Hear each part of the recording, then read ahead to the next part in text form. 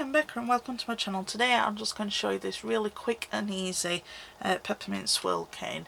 It's just, like I say, it's very simple. That's why this video is quite short, and you can do lots of different things with it, but I just thought it would be a nice easy one for anybody who's just starting out with clay. So it's just something that they can do with little amount of clay, or from you don't have to have lots of tools to do it. So let's get started and I'll show you how. Okay, so to make the peppermint cream cane, there's two different shaped cutters that you can use.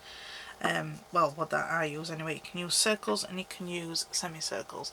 Now these are some ones that my husband's designed on his 3D printer for me. I'll be selling these in my Etsy shop, so I'll leave the link in the description box below, as well as there's two different sets of, I'm knocking them over, of circle ones that he's done for me. Now this set has got more smaller ones in than the other one, so I'm going to try and stack one to the side.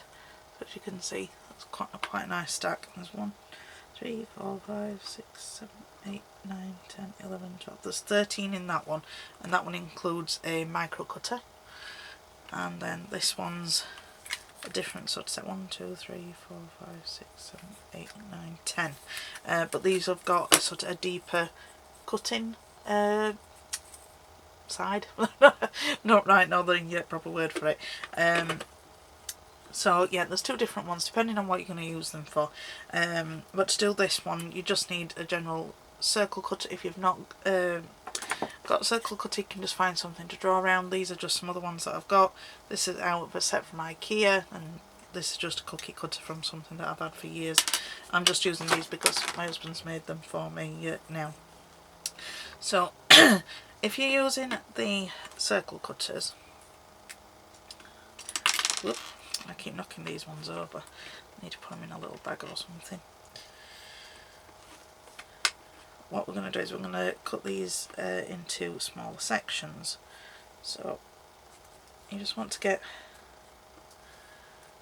the same amount of your two colours, depending on what you want to make your cane like. So in this one I used red and white. This one I'm going to use a blue and white. You just take the same amount of each one. Now, because I'm not going to need that big of a cane from this, I'm not going to cut too many circles out. Yep. See, and if this happens with your cutters, that's just me from not pushing it down hard enough on that one side, so they'll come off. And you can just wash these with some nice warm soapy water. They do take the colour up from the plastic. It's a biodegradable something or other type plastic. I'm not right sure what it is, but it does break down, so it's good for the environment as well. So if you're concerned over that sort of thing, right, I've done it again. See, this is my operator error. I'm not pressing it down hard enough. Okay. So then just stack your circles on top of each other.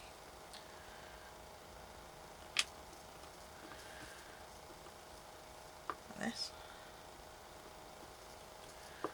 And then we're just going to cut these in half. So this is why you could use some semicircle cutters if you've got them. So I was going to try and cut this in half as best we can. And then I'm going to stack it on top of each other. So that way you're getting twice as many cuts with just, as you see, I cut 3 circles out, so I'm getting it as a stack of 3 high. So I'm going to go with a white. So with this semicircle, you just have to basically just cut out 6 slices if you're doing it the same size what I am now. My clay's rolled out on my thickest setting in my pasta machine, so when I'm doing this I just leave it as the thickest one because obviously I'm making a cane, and I'm going to be reducing it, so I need some room to be able to do it. If you want it even smaller, you can just make your thickness thinner, or you just use for a smaller circle, from what you're cutting out. So each one of these we're going to cut into quarters. So I'll go down.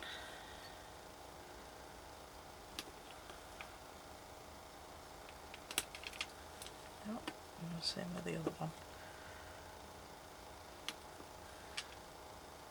This is probably one of the most simplest canes to make, really. It's just basically, you know, making triangles and popping them together. So, see, that one's just a little bit wider than that one, so I know I've cut that a little bit wonky. So, push those back together. And don't worry about it making a difference in your cane, because once you've reduced it down, you know, that little line will have gone out anyway. So there we go, that's a bit better. And then you're just going to alternate them going round, and you want to try and get your points all meeting in the centre, you know, so they're not overlapping or anything like that. Now that one, because I've recut it, it's not as been a sharper point, so just pinch it back together.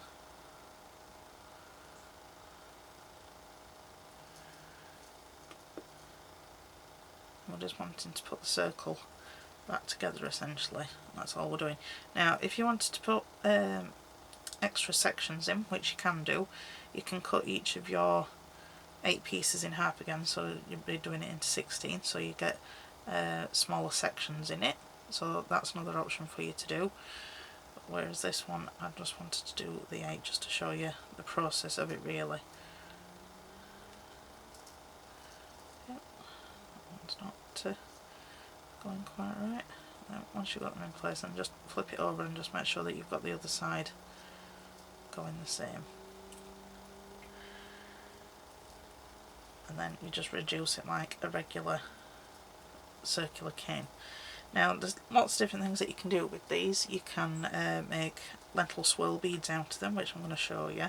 You could use them as embellishments on cards or on jewellery. You can make beads with them.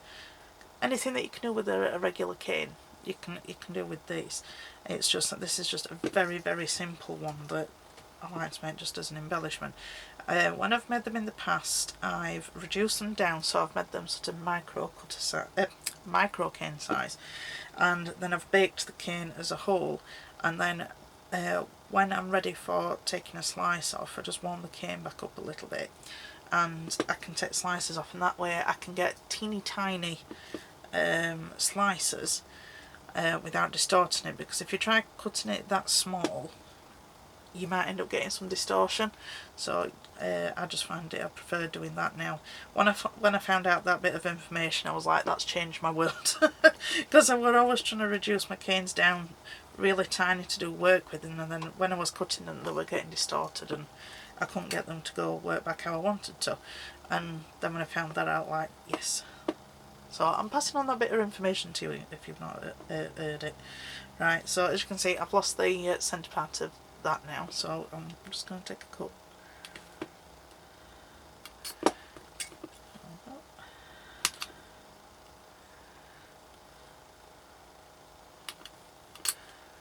we go, and we've got our pinwheel. See that a little bit better now. So to make the lentil beads out of our peppermint swirl cane, just want to take a cut off. I'm going to leave it as big as it is now, just so simply you can see better on the camera. But when I do lentil beads, I tend to go a lot smaller. Now you want to do this when your clay is soft and warmed up. If you try to do it when it's not warmed up, it'll not swirl and it'll not get back into that sort of motion that you need for lentil beads. Now if you've not made lentil beads before, I've got a video, I'll link it in the description box below. If you have, then you'll have an idea of what I'm going to be doing anyway. But this is just to try and make it so that you've got those alternating colours, because when you start with lentil beads, you know, regular ones, you've not really got any choice over where they go, so I'd probably call this a controlled lentil bead, so to speak. So let's see if we can get that going, and we're just going to take our acrylic block and try and get it to go in that motion that you do with a lentil bead, and you've just got to sort of just round it off as best you can to get it going again. It will take some practice. So as you can see, even me, it can take a while to get it going. Oh, there we go, and you'll be able to feel when it starts picking it up. So I'm just further over and just swirl it, and I like to angle my block. Okay. And then you can see how much of a swirl you've got. Once you've got it swirled as much as you want, and just press down. And then you've got your swirl lentil beads. So that just looks like a little hard-boiled sweet what you'd get from the shop. So very tasty. So it's calorie-free candy. So pretty much. So that's, like I said, that's just one of the simplest canes that you could probably make. And all you need is just some circle cutters or some semicircle cutters if you've got them. Or you've got something circle that you can draw around and cut out with a craft knife. So I don't want anybody to think that they can't make this if they've not got all the tools like I've got here and I've been talking about. So to do this, all you need is at least 2 colours of clay.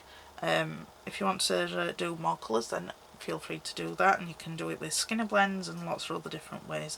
I've got other videos that you'll be able to pick up and use those techniques to make this cane. So if you like the video, if you could give me a thumbs up, that'd be appreciated.